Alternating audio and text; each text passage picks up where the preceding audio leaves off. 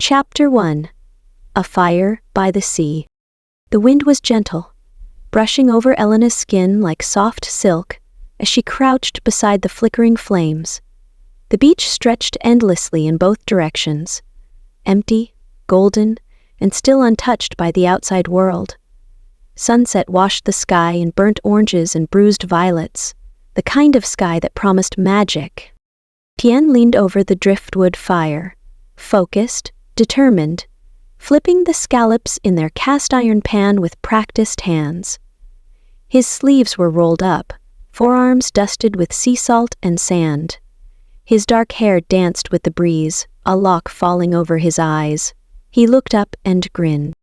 "This one's for you, chef's favorite," he said, plating a perfectly seared scallop onto a cracked ceramic dish they'd found in a nearby thrift shop, fresh from the sea, cooked with love. Elena smiled, brushing her wind-blown hair from her eyes as she sat cross-legged on the sand beside him. "And no poison, right? You're not trying to kill me slowly?" He chuckled. "Not unless you count overfeeding." They laughed together, the kind of laugh that felt like a shared secret, like something ancient and eternal. The sound echoed across the cove, blending with the crashing waves and the occasional call of distant gulls. For a moment, it felt like the world had shrunk to just the two of them. She leaned into him, resting her head against his shoulder. "I've never felt this, free." Kian's expression softened. "That's why I brought you here. Just us. No signals, no distractions." He kissed her temple, and for a moment, Elena believed that this was the start of something lasting, something permanent. She watched the firelight reflect in his eyes, but she also saw something else there. A flicker. A shadow. "Are you okay?" she asked quietly. Kian turned his head slightly, surprised. "Yeah. What?" "I don't know. You've been quiet since we got here." "I mean, quieter than usual." He hesitated, just a second too long. "Just tired. Long drive, you know." Elena nodded, but her stomach tightened. She wanted to believe him. She always did. They ate in silence for a while, watching the waves creep closer as the tide came in. The fire snapped and sizzled, throwing sparks into the cool evening air. Behind them, the cliffs cast long shadows, darkening the edges of the beach like curtains being drawn around a stage.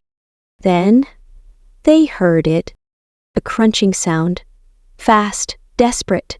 Someone, or something, was running across the beach. Elena froze. Kian rose slowly, eyes narrowing. "Did you hear that?" she whispered. He didn't answer. He stepped in front of her, body tense, his hand instinctively reaching behind him, where Elena now realized he had kept a small hunting knife tucked into his belt. A figure stumbled out from the darkness, collapsing, just a few feet from the fire. Elena screamed and backed away as Kian rushed forward. The man was barefoot, clothes soaked and torn, blood smeared across his face. He looked like he had clawed his way out of the sea. "Help! You have to hide!" The man gasped, reaching for Kian's ankle before his body gave out and he fell face first into the sand. Elena's pulse thundered in her ears. "Kian, who is he?" Kian's jaw clenched. He turned to her slowly, and for the first time since she'd met him, Elena didn't recognize the look in his eye. "Countess," Kian whispered. The wind howled, extinguishing part of the fire.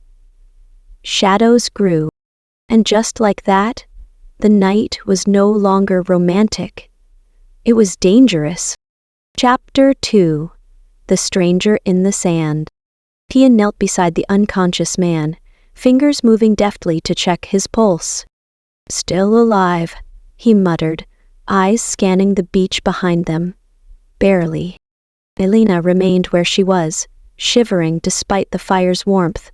Her heartbeat refused to slow. "Kian, what do you mean, he found us? Who is he?" Kian didn't answer immediately. He lifted the man's arm and rolled him onto his side, revealing deep gashes along his ribs and a swelling bruise across his jaw. The man's clothes were shredded, soaked with seawater and something darker, thicker. Kian must have come through the cliffs, Kian said, more to himself than to her. Or swam. Jesus. Elena stepped closer, trying to read Kian's face. Tell me what's going on, right now. He looked up at her, jaw tight, voice low. I don't know who he is, but I think he was trying to warn us. That's not an answer. I know, Kian said quietly. I'll explain, just not here. As if to emphasize the urgency, a soft rustling echoed from the cliffs. Not the wind, not an animal. Something, someone, was out there, listening. Kian turned off the fire with a quick swipe of sand. The light vanished, leaving them in darkness broken only by moonlight and their shallow breaths. Help me carry him, he said. No, we can't leave him here. If someone's after him, they'll come back. Against every instinct, Elena bent to help. The man was heavier than he looked. Together they hauled him toward the tent, where Kian cleared their supplies and spread out a blanket. As gently as possible, they laid him down, and Elena's hands trembled as she lit a small lantern inside the tent. Shadows danced along the nylon walls. The man stirred, groaning. Kian reached into his backpack and retrieved a small med kit. He began cleaning the man's wounds with calm, practiced efficiency. You've done this before, Elena said, her voice thin. Kian didn't look up. Yeah, she swallowed hard. Kian, I need the truth. What kind of life did you live before we met? He paused, then said quietly, the kind that doesn't stay buried. The stranger moaned again, eyes fluttering open. He looked straight at Elena. You need to leave, he croaked. Kian leaned in. Who did this to you? But the man was fading again. He gripped Kian's wrist weakly and whispered a single name. Merrick. Kian stiffened. Elena caught it too. Who's Merrick? But Kian was already moving. He zipped up the tent, then walked out into the moonlight, head turned toward the cliffs. Elena followed. Who's Merrick? She asked again, louder this time. Kian didn't answer right away. His hands clenched and unclenched at his sides. Then, without turning to face her, he said, Marek used to be my partner. Years ago, we did some bad things. I got out. He didn't. What kind of things? The kind that gets people killed. Elena's breath caught. Kian finally turned, his eyes haunted. I never told you because I wanted a clean start. But if Merrick's here, it means he found me. And now he knows about you. Elena's skin prickled. So what do we do? She asked. Kian's answer came cold and certain. We survive. A wave crashed, louder than the rest. Something shifted in the darkness near the rocks. Elena grabbed Kian's arm. We're not alone. And in the silence that followed, they heard it. Footsteps, soft, deliberate, getting closer. Kian reached into his belt and handed Elena a flashlight. Stay inside, lock the tent from the inside. Don't come out, no matter what you hear. She shook her head. I'm not leaving you. His eyes softened for just a moment. He touched her cheek. Please, just this once. Then he was gone, moving like a shadow toward the cliffs. Elena stood frozen, heart pounding. Inside the tent, the stranger stirred again, whispering through cracked lips. He'll burn it all. He always does. And outside, the night swallowed Kian whole. Chapter 3. The Cliff's Edge. The tent felt like a coffin. Elena sat curled in the corner, one hand clutched tightly around the flashlight Kian had given her. The stranger lay unconscious again, his breathing shallow and irregular. Blood had soaked through the bandages, and the lantern cast long, eerie shadows against the fabric walls. Outside, silence stretched, too quiet to be natural. She strained her ears, hoping for Kian's voice, a sign of movement, anything. But the beach was still. She didn't realize how hard she was shaking until she tried to sip from her water bottle and spilled half of it down her shirt. Her thoughts were spiraling, trying to piece together the truth. Who was Kian, really? She'd fallen in love with his quiet intensity, the way he listened, the warmth in his touch, how he made her feel like the only person in the world. But now, he was a stranger, with a shadowed past, a man who knew how to clean wounds and talk about survival like second nature. And Marek? The name sounded foreign and violent, like something sharp you weren't meant to touch. The wind picked up suddenly, the tent rustling like a heartbeat in panic. A branch cracked outside. Elena's breath caught. She flicked off the lantern. More footsteps. Closer now. Slow. Measured. Not Kian's. She held her breath as a silhouette passed outside the tent wall. Tall. Broad shoulders. The shadow paused, right in front of the zipper. She gripped the flashlight like a weapon. The zipper moved. She launched forward, screaming, slamming the flashlight into the intruder's arm as the tent flap tore open. "Andre, Van, it's me!" "Kian." She froze, still panting, the flashlight raised mid-air. He stood in the entry, wide-eyed, holding his side where she'd struck him. "Oh my God!" She dropped the light, rushing forward. "I thought, Kian, I'm so sorry." He pulled her into a tight hug, his chest heaving. "It's okay. I'm okay." Elena clung to him, burying her face in his neck, breathing in the scent of smoke and salt. "Don't do that again. Don't leave me like that." I had to check if he was alone, and he wasn't. She tensed. "You saw someone?" Kian nodded, eyes grave. 2 sets of footprints. One goes back toward the cliffs. Whoever was with him left him behind. Left him to die, or to send a message. They both looked at the stranger, still unconscious beside them. "Did you recognize him?" Elena asked. Kian shook his head. "No, but the injuries, they were meant to hurt, not kill." Marek was always theatrical like that. The man moaned softly, head turning. He opened his eyes again.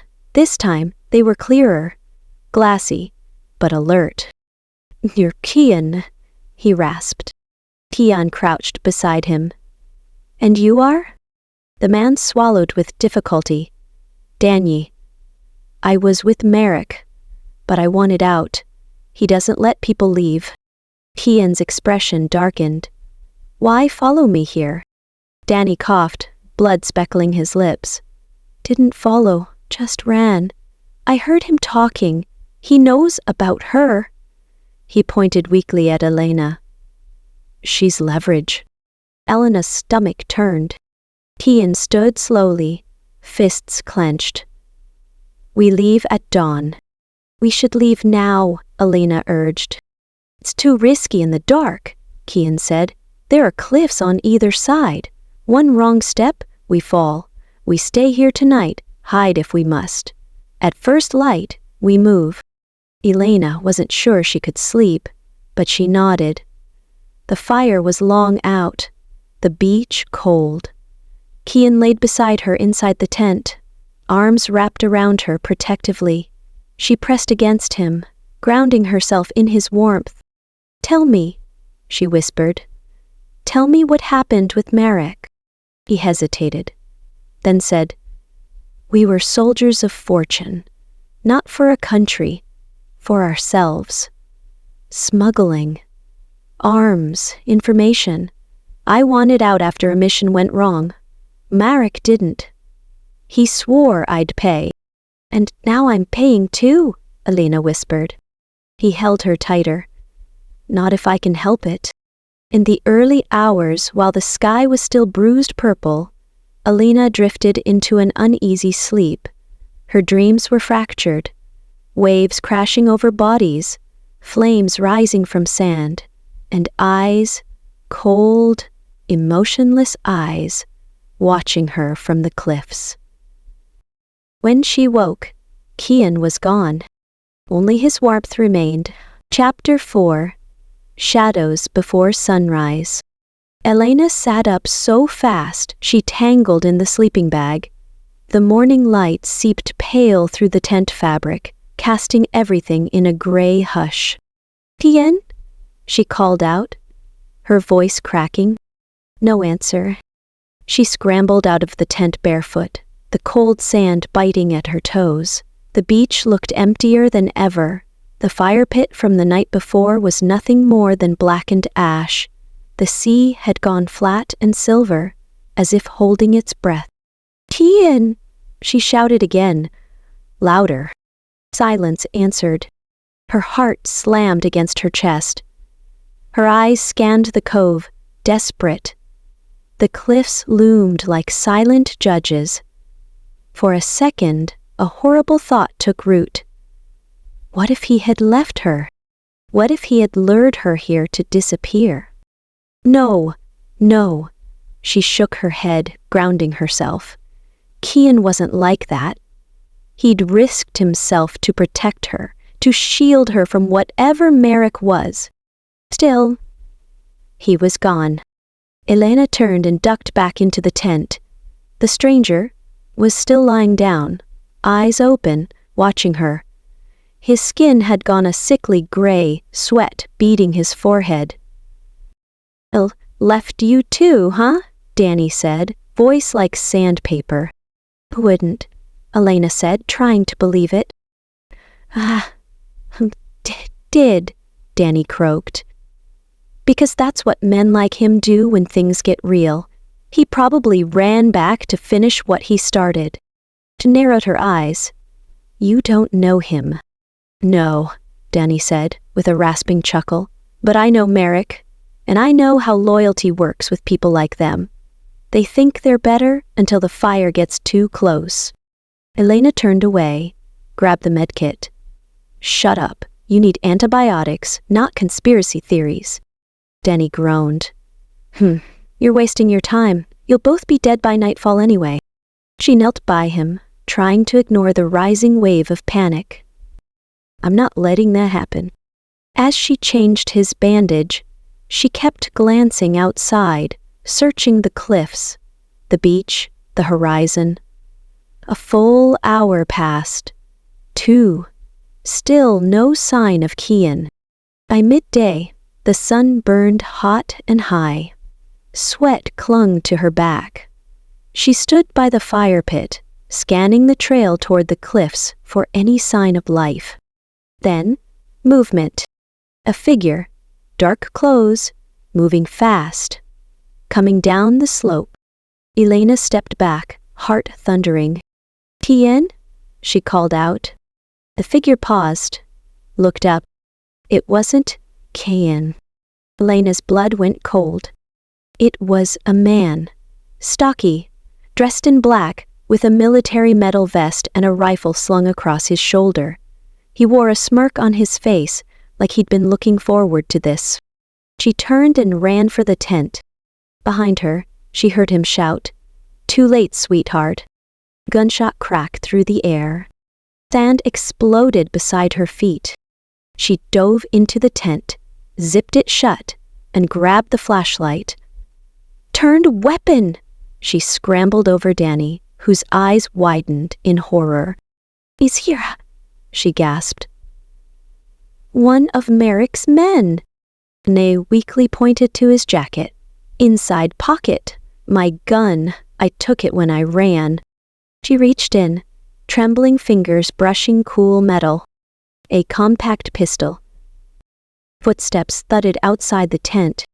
Come out, Elena, the man crooned. Your boyfriend's not coming back. Might as well make this easy. She cocked the pistol, aimed it at the flap, and took a slow breath. You don't know me, she whispered to herself. I don't go down easy. Ace sipped through the tent wall.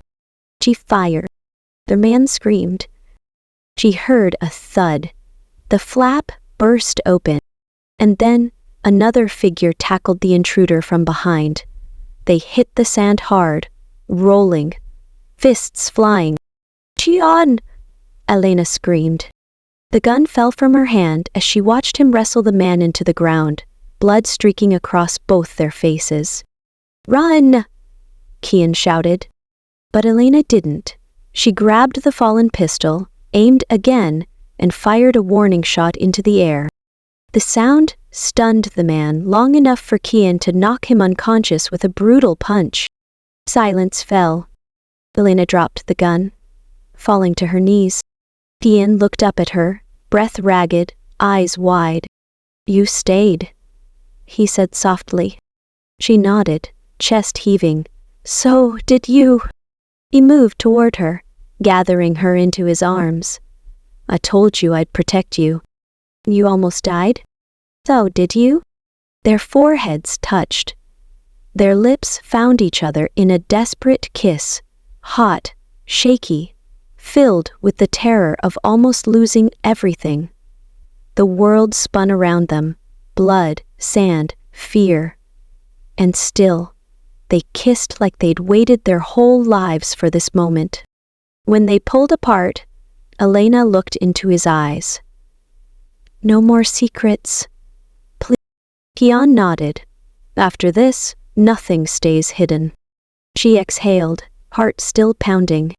Behind them, Danny coughed. Romantic, he muttered. But you still need to run. Because Marek wasn't done. And the worst was still coming. Chapter 5. No Way Back. They buried the unconscious man in the sand up to his neck. Not to kill him, just to slow him down if he woke. Kian tied his hands behind his back with a length of fishing rope they had in the tent, then dragged him beyond the rocks where the tide wouldn't reach.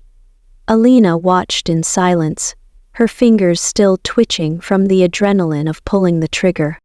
When Kian returned, sweat clinging to his face, he knelt before Elena. I need to tell you everything, he said. Now! She nodded, sitting across from him on the flattened sand. Start from the beginning. He exhaled. When I was 22, I got caught up in something I thought was noble. Mercenary work, but for a cause, they told me. What it really was? Smuggling. Information warfare. Blackmail. Marek and I were a team. We made things disappear. People, files, evidence. We thought we were untouchable. He paused, eyes distant, until Marek crossed a line I couldn't ignore. We were supposed to extract a diplomat's daughter. He sold her instead. That's when I walked away. But Marek, he doesn't forgive. He disappears, waits, then strikes when you're happy, when you've built something worth losing. Elena felt a cold coil of dread slide down her spine. Like me. Kian looked away, ashamed. I never wanted you involved, but the second I loved you, you became a target. Her chest tightened at the word. Loved? You still love me? She asked, soft and raw. He looked up, gaze unwavering. I never stopped. She leaned forward, cupped his cheek. Then we fight together. They shared another kiss. This one slower, deeper. not from panic, but from the truth laid bare. The kiss tasted of fear and hope. But time was running out. Danny's voice rasped from the tent. "He's not going to come for you on foot. He'll fly." Kian stood. "What do you mean?" "Has a seaplane. Used it to get into the country. Low altitude, radar dodging. Probably already circling." Elena blinked. "How do we stop him?" "You don't," Danny said, eyes gleaming with an edge of doom. "You run, but he likes a chase." Kian turned to Elena. "Pack only what we need. We're leaving now." "Where?" "North. There's a cave system through the cliffs. Locals say it connects to an abandoned lighthouse. If we can make it there, we can hide until we signal for help, or figure out a way to trap him." They packed quickly. Water, energy bars, Daniel's pistol, and the small first aid kit. Kian gave Elena a folding knife and strapped the pistol under his jacket. As they stepped out onto the hot, midday sand, a deep, vibrating buzz filled the air. Elena looked up. The sky shimmered as a dark shape emerged beyond the cliff edge. Sleek, curved wings glinting in the sun. A seaplane. He was already here. "Run!" Kian grabbed Elena's hand, and they sprinted toward the narrow rock path that snaked along the cliffside. The plane swooped low over the beach. Elena ducked, the roar in her ears deafening. Sand exploded behind them, a warning pass. "Not shooting." "Not yet." The message was clear. "I see you, and I'm coming." They ran for half a mile, until the trail narrowed to a slit between rocks. Kian yanked her forward, dragging her through brush and brambles, past gulls and jagged stone. Finally, a cave mouth loomed. They slipped inside, plunging into cool darkness. The roar of the seaplane faded, replaced by the dripping of water and the pulse of their breath. It was damp, musty, but safe. For now, Elena pressed against the wall, trying to catch her breath. "He's in." Kian leaned beside her. "He's obsessed." With a flick of his flashlight, he illuminated the tunnel ahead. "We go deeper. There's light at the far end. That'll take us to the lighthouse." They started moving again, each step echoing. Elena felt the walls close in, the weight of everything crashing on her. Danger, love, the man she trusted turning into someone she had to fight for. As they reached the middle of the tunnel, Kian stopped. "What is it?" she asked. He crouched, reaching down. On the stone was a symbol painted in red. A snake, coiled around a dagger. Kian stared at it. "It's his mark." "And he was here already?" "He's everywhere." Suddenly, a voice echoed behind them. "Bravo, Kian." They turned. At the cave's mouth stood a man dressed in black, holding a flare in one hand and a pistol in the other. "Marik." He stepped forward, smile cold. "I must admit, I didn't expect her to be this pretty." Kian moved between Elena and Merrick, shielding her with his body. "I'm ending this," Kian said. Marlik cocked his head. "With what? Regret? A pistol with 3 bullets? You forget, Kian. I trained you." Elena reached down quietly, fingers brushing the folding knife in her pocket. Merrick's eyes flicked toward her. "And you? You're the reason he turned soft." Elena stepped out, heart pounding. "Maybe, but soft doesn't mean weak." And with that, she flung the knife. It caught Merrick in the shoulder. He roared, stumbling back. Kian lunged forward. The tunnel exploded into chaos. Chapter 6. Blood and Salt. The knife struck deep. Mark's howl echoed through the cave, as he staggered backward, dropping the flare. It hissed against the damp ground, casting wild, flickering light across the stone walls. Kian rushed him, tackling him to the ground. The two men grappled violently, bone against bone, blood against blood. Merrick's hand gripped the pistol, but Kian's fist smashed into his wrist, sending the weapon clattering across the floor. "Elena!" Kian yelled. "The gun!" She sprinted forward, heart thundering, diving for the pistol just as Merrick shoved Kian off and reached for it. Her fingers closed around the cold metal grip a second before his. She stood and pointed it at him, hands shaking. "Don't," she warned, her voice low but lethal. "Don't move." Merrick froze. For the first time, something flashed in his eyes, something close to fear. "Elena!" Kian gasped, getting to his feet. Blood ran down his temple, but he was alive. "We need to go, now!" Elena backed away, the gun still aimed at Merrick. "What if he follows?" Kian kicked the flare toward the cave wall. It landed in a patch of dried seaweed. Flame leapt upward, catching the mossy stone and crackling into an angry orange blaze. "Kian won't," Kian said. "Not through that."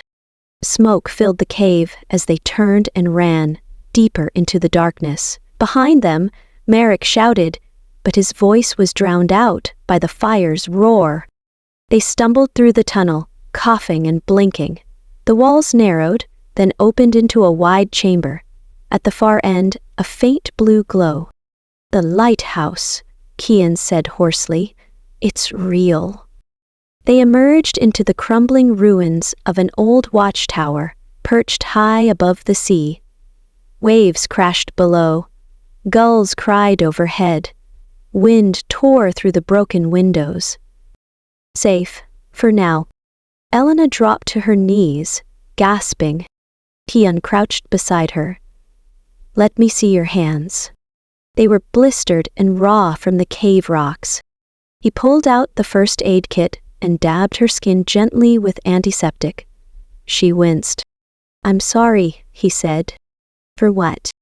"For pulling you into this." She cupped his jaw, forcing him to meet her eyes. "I walked into this with you. I'm not walking out without you." Kian leaned in and kissed her. It wasn't a panicked kiss. It wasn't rushed or desperate. It was slow and trembling and full of truth. "I love you," he whispered. "Even if I die today, I want you to know that." "You're not going to die," she said. "We still have a chance." But as they looked around the lighthouse, their fragile peace cracked. Spray painted across one wall in fresh, red paint. Every lighthouse has a shadow. Elena's blood ran cold. "He's been here," she said. Kian stood, pacing. "He was setting a trap, herding us here, making us think we escaped." Elena shook her head. "Then why didn't he follow us through the fire?" "Because he doesn't need to," Kian said, turning slowly. "He's already ahead." A voice echoed from the rafters above. "Correct again, brother." They spun around. Merrick stood high above them, in the metal scaffolding where the lighthouse lantern once burned. His arm was wrapped in gauze, and his face bore a twisted grin. "You've always been good at running," he said, "but you're still predictable." He raised a remote in his hand. Kian lunged, but it was too late. A sharp beep echoed, and the door they'd entered slammed shut behind them with a grinding clang. Steel. Reinforced. Marique looked down with grim satisfaction. "I brought explosives. Not to kill you, mind you. Just to collapse the cliffside. Seal the cave. Leave you here with your lovely girlfriend. What's the word?" He tilted his head mockingly. "Romantic." Elena stepped forward, gun in hand. "You're not walking away from this." Merrick laughed. You don't get it. I already have. Then he vanished, disappearing into the tower's upper hatch. Kian rushed to the door, inspecting the frame. We need to blow this open before he triggers whatever he planted. Elena looked around. There must be something. Fuel, tools. They found a rusted box of emergency supplies, an old radio, flare rounds, some wiring. Kian quickly improvised a plan. We can wire the flare rounds together, trigger an internal blast. It won't destroy the door, but it might weaken the lock. As he worked, Elena climbed the tower steps, her eyes scanning for Malik. But he was gone. She reached the broken lantern room at the top. The view was terrifyingly beautiful.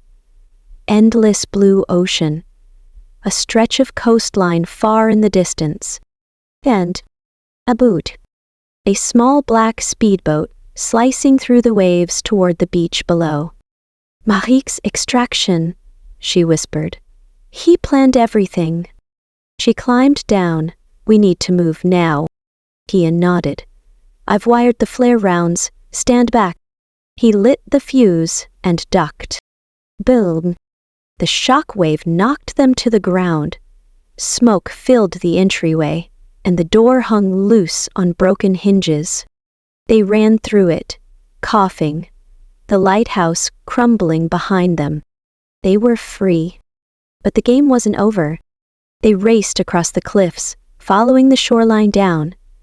The black speedboat was close now, its motor whining like a predator. Marik's on that boat, Elena panted. Kian's eyes narrowed. Then we're finishing this. He turned to her, taking her hand. Whatever happens, he said, we end it together. Chapter 7. The storm breaks. The beach was nearly empty. Only the wind, the crashing waves, and the distant whine of the approaching speedboat. The sleek, black hull cut across the water like a blade, drawing closer with terrifying purpose. Elena and Kian sprinted down the narrow trail, slipping through brush and ducking beneath jagged cliffs. The air was thick with salt and tension, every breath a countdown. We have maybe 3 minutes, Kian said, glancing over his shoulder. When he docks, we need to trap him. Elena's eyes narrowed. Kian pointed to a cluster of rocks by the water, sharp boulders, hollowed out at the base by years of erosion. There's a tide cave behind those. If we lure him in, I can rig the entrance with the last flare. Are you saying we trap him inside? Only long enough to turn the tables. Elena didn't hesitate. Then let's do it. They hurried into position, Kian hiding among the rocks near the cave's entrance, Elena standing farther out on the shore, visible, exposed. Bait. The boat roared closer, then cut its engine. It glided to a stop against the sand. And from it stepped Malik. He looked different now, wetted, wilder. His injured arm was tied up in a blood-stained sling, but his other hand held a sleek, silver pistol. His eyes scanned the beach and found Elena. He grinned. You again. Brave little thing. She didn't move. Didn't blink. You're alone, Marik said. Where's my brother? Gone, she lied. He ran, left me behind. Marik tilted his head, amused. That doesn't sound like him. He stepped forward, slowly, like a predator, stalking prey. You know, he said, you could have had a better life. One call, and I would have taken you far from here. Diamonds, dresses. She met his eyes. I already had something better. Love. He stopped, the smile faltering. Biddy, he said, and he raised the gun. But just as his finger curled around the trigger, Kian exploded from the rocks, tackling him hard from the side. The pistol flew from Marik's hand, skittering across the sand. They roared, fighting, each blow more vicious than the last. Blood flew. Sand churned. A brutal storm of fists and fury. Elena rushed forward, scooping up the pistol. "Don't move," she screamed. Marek froze beneath Kian, blood dripping from his nose. Kian stood, chest heaving. "This ends now," he said. "No more running." But Marek only laughed. Quiet, breathless. "You think you've won? You think love makes you stronger?" Kian glanced at Elena, then back at him. "No, but it gives me something to fight for." Marek surged upward in a last desperate lunge, but Kian was ready. He slammed his fist into Marek's jaw. The man crumpled to the sand, unconscious. They stood over him, shaking. Elena lowered the pistol. Kian picked up the flare and lit it, signaling from the rocks. Within minutes, a patrol boat rounded the far bend.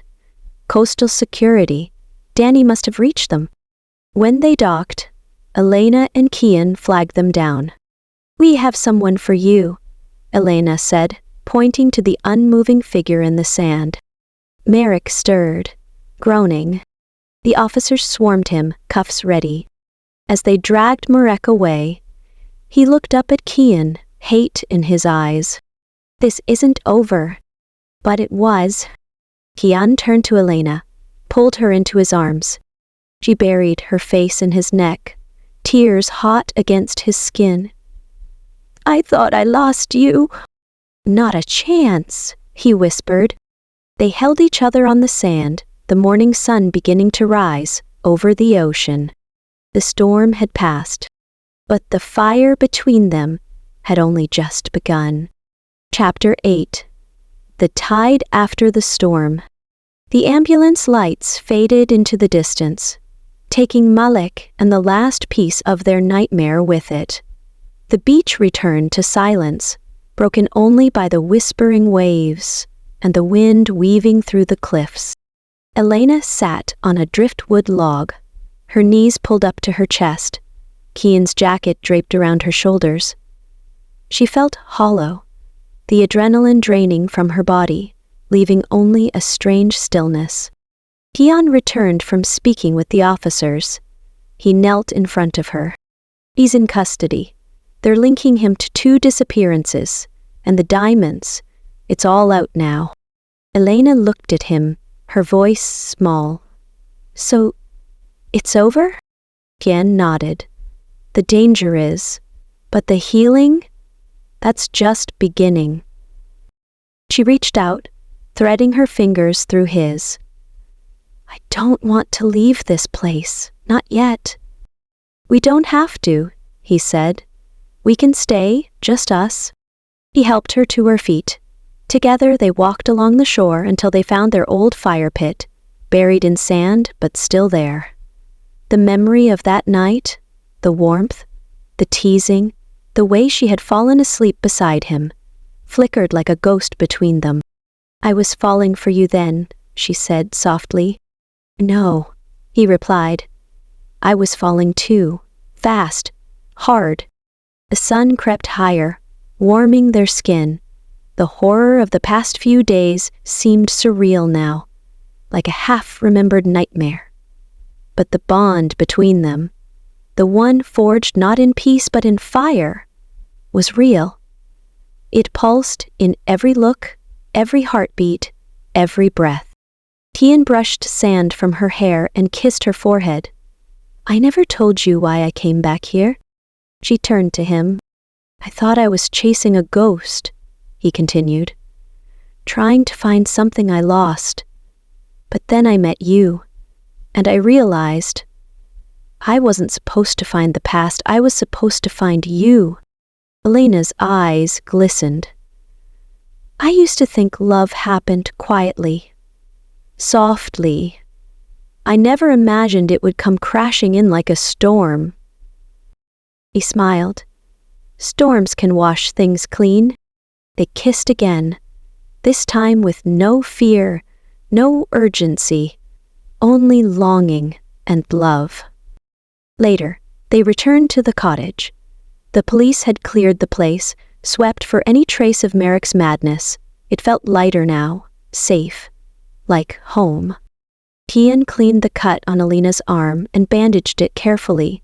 Then she did the same for him. They cooked together in silence for a while. Eggs, toast, the simple comfort of breakfast grounding them in reality.